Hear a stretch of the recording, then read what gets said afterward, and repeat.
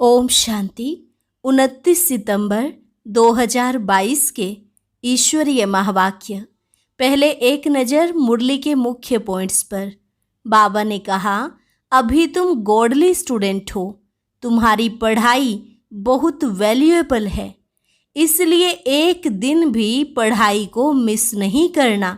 भले बीमार भी क्यों ना हो, कोई हॉस्पिटल में भी हो तो वहाँ जाकर भी उनको मुरली सुनानी चाहिए। मुरली सुनते सुनते किसी के प्राण शरीर से निकले तो कितनी ना शफा मिल जाए। रात दिन पढ़ाई का बहुत शौक होना चाहिए। भले कोई कहाँ भी जाते हैं, परंतु वहाँ भी रेगुलर पढ़ना है। अगर मुरली नहीं पढ़ते तो एब्सेंट डाली जाती है।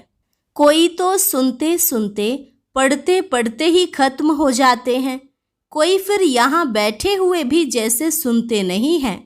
जो नॉलेज मिलती है, स्टूडेंट का काम है पहले उसको खुद में धारण करना। धारणा नहीं है, सर्विस नहीं करते हैं तो पद भी क्या मिलेगा। यह बड़ी भारी पढ़ाई है, इसमें बड़ा अटेंशन चाहिए। जहाँ तक जीना है, ज्ञान अमृत पीते रहना है। कुसंग मिलने से खाना आबाद होने के बदले बर्बाद हो जाता है। अभी तुम बाप द्वारा नॉलेजफुल बन रहे हो, फिर इस नॉलेज के आधार से ही तुम भविष्य में प्रारब्ध पाते हो। और लास्ट में बाबा ने कहा, भगवान तुमको जो डायरेक्शन देते हैं वह एक कान से सुन दूसरे से नहीं निकाल देना।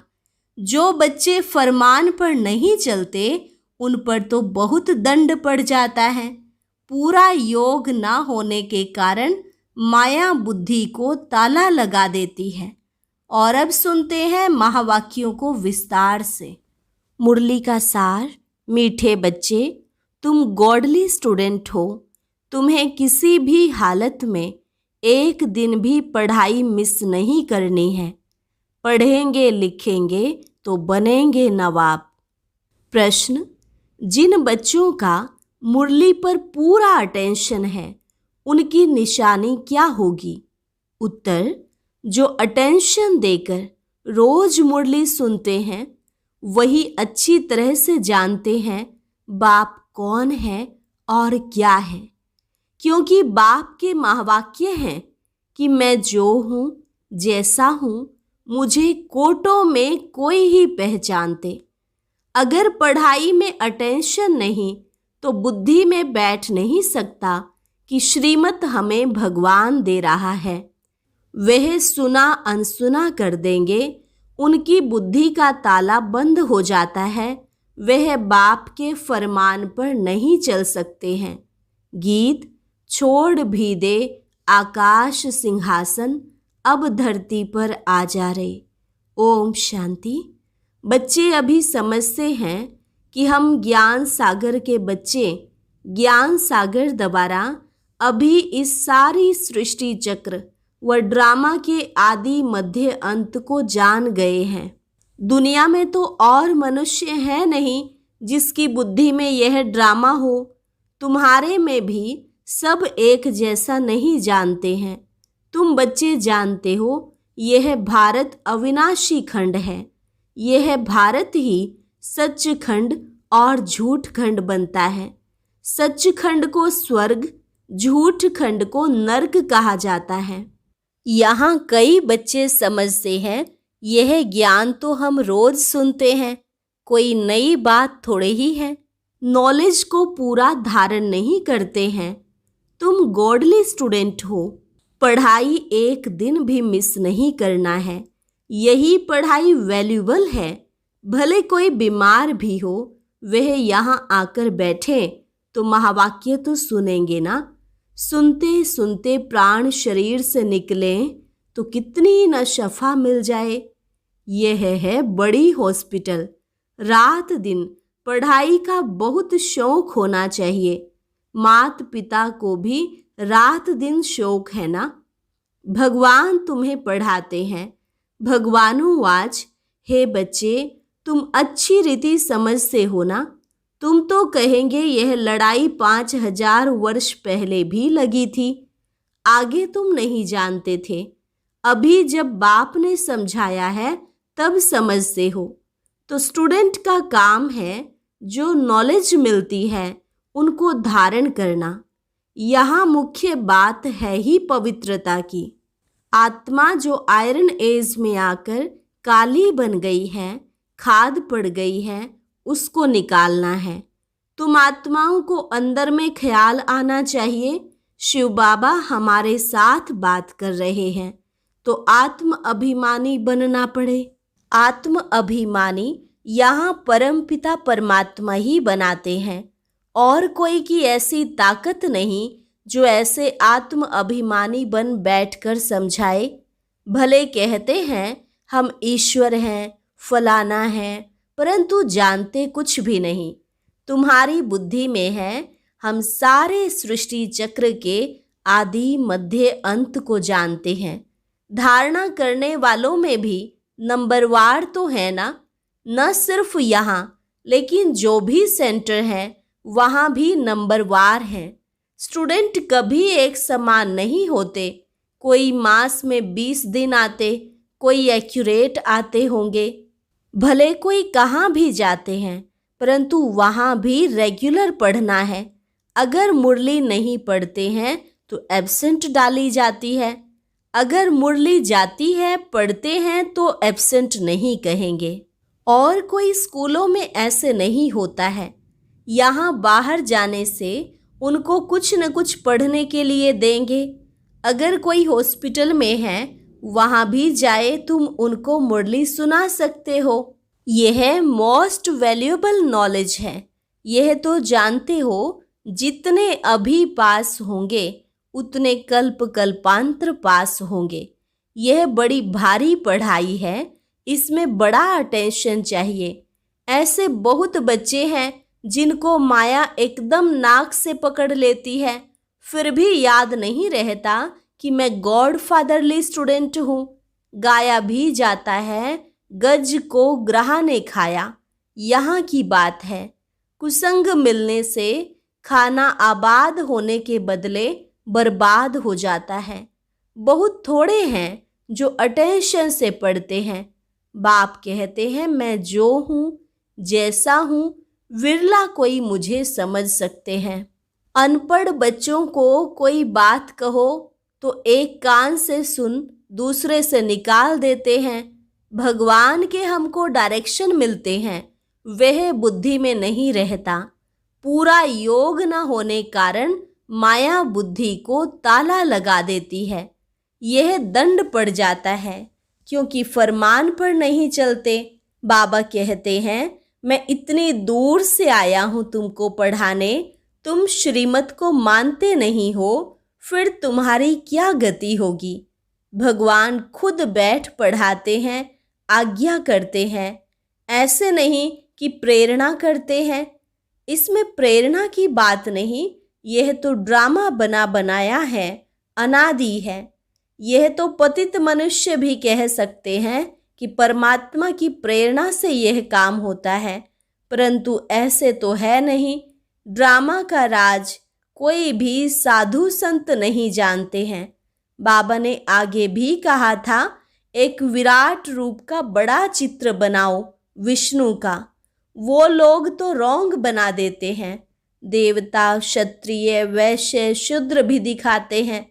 डिटेल में नॉलेज कुछ भी नहीं जानते, सिर्फ ऐसे ही कह देते हैं, अर्थ कुछ भी नहीं समझते। विराट रूप नामी ग्रामी है, यह भी बड़ा बनाना चाहिए।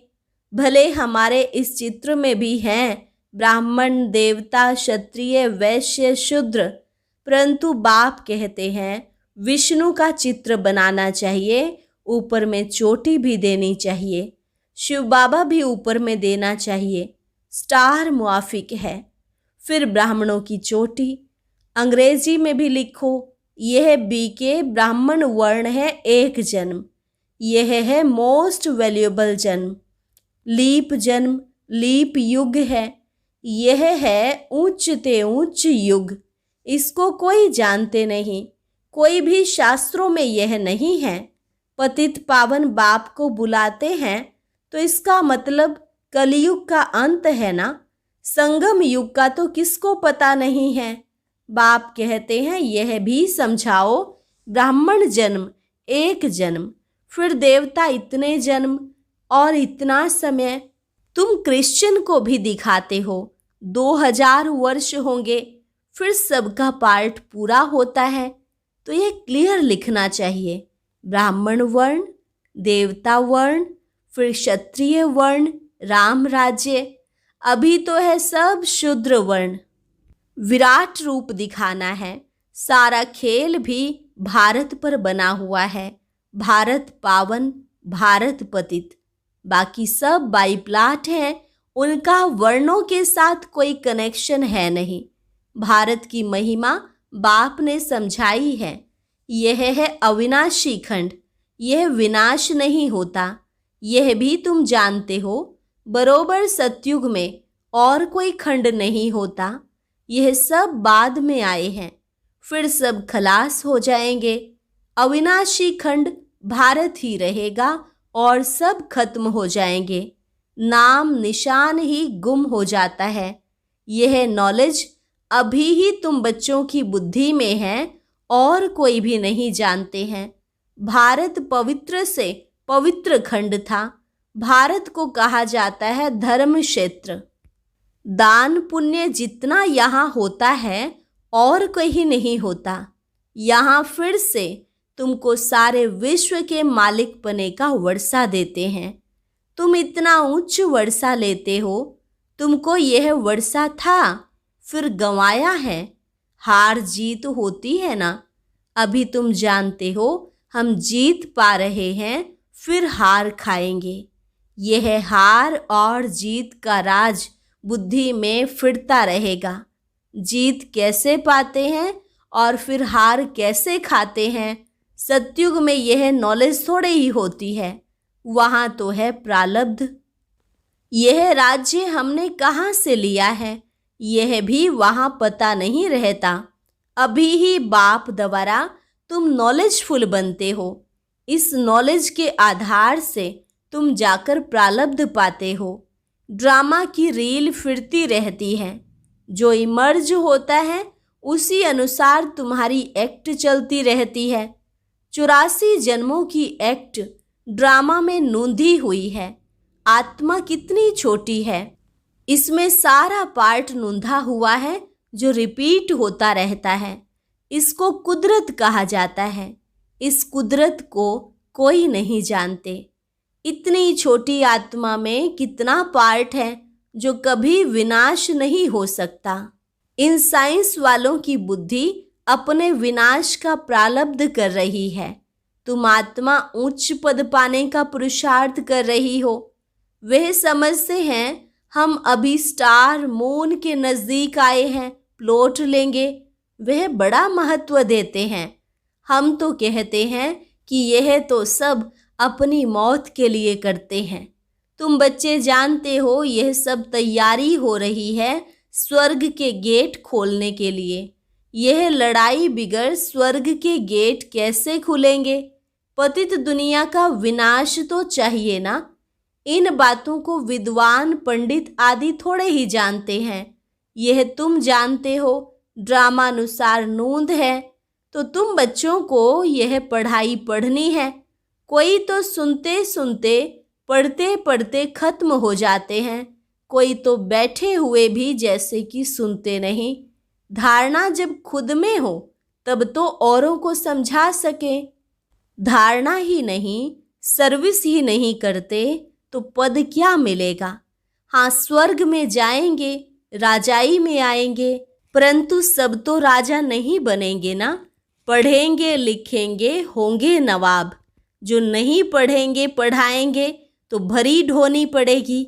यह तो होना ही है, जाकर चाकरी करेंगे। राजाई में आएंगे परंतु चाकरी करेंगे ना। प्रजा तो ढेर बनती जाती है, लाखों की अंदाज में बनती है। उनके भी तो नौकर चाकर होंगे ना। प्रदर्शनी में तो बहुत सुनेंगे, कुछ न कुछ बुद्धि में बैठेगा। आएंगे भी वही जो स्वर्ग में रहने वाले होंगे। सन्यास धर्म वाले थोड़े ही आएंगे। जो थोड़ा बहुत सुनेंगे वह तो प्रजा में आ ही जाएंगे। योग तो लगाते नहीं, विकर्म विनाश तो हो न सके तो पद कहाँ से मिलेगा। तो बच्चों को सारा राज समझाया जाता है। यह राजधानी स्थापन हो रही है, स्थापना जरूर संगम पर ही होगी ना। बाप कहते हैं मैं आता ही हूँ कल्प के संगम युग पर।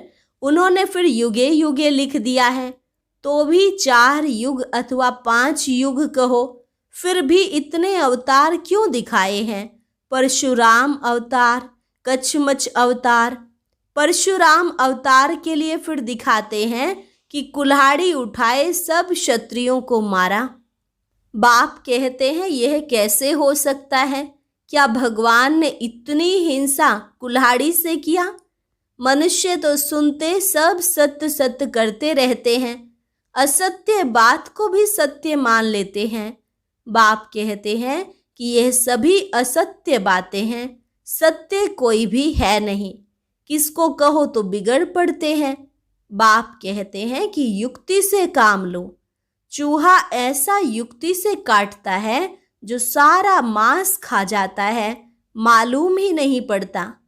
तुम बच्चों को बड़ा युक्ति से चलना चाहिए। बाप तो बहुत अच्छी रीति समझाते हैं, परंतु कोई धारणा भी तो करे। मुख्य बात है ही एक। बाप कहते हैं मामेकम याद करो तो तुम्हारे विकर्मों का बोझा खत्म हो जाए। सिवाय योग अग्नि के खाद निकल न सके, नहीं तो कड़ी सजा खानी पड़ेगी। तुम्हें तो पासविद ऑनर बनना है।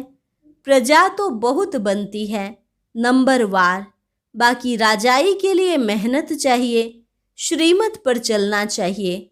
बहुत चलते चलते पढ़ाई छोड़ देते हैं।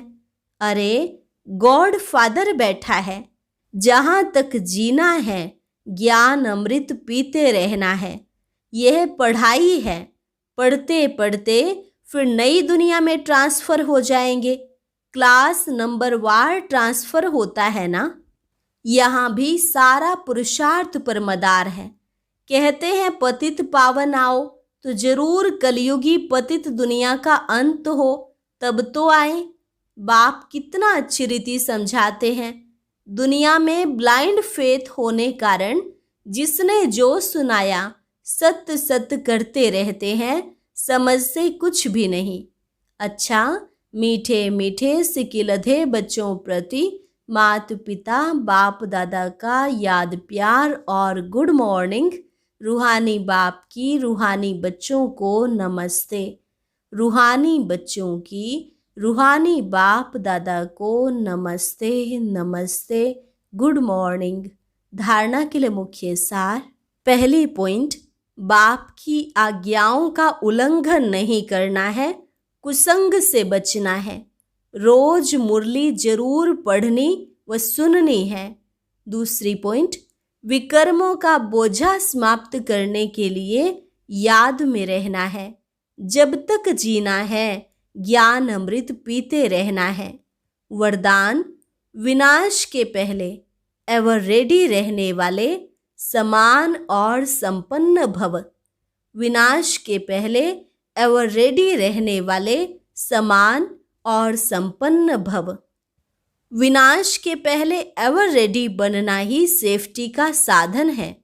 अगर समय मिलता है तो संगम युग की मौज मनाओ, लेकिन रहो एवर रेडी, क्योंकि फाइनल विनाश की डेट कभी भी पहले मालूम नहीं पड़ेगी, अचानक होना है। एवर रेडी नहीं होंगे तो धोखा हो जाएगा, इसलिए एवर रेडी रहो। सदा याद रखो कि हम और बाप सदा साथ हैं। जैसे बाप संपन्न है, वैसे साथ रहने वाले भी समान और संपन्न हो जाएंगे। समान बनने वाले ही साथ चलेंगे। स्लोगन, जिनका स्वभाव निर्मल है उनके हर कदम में सफलता समाई हुई है।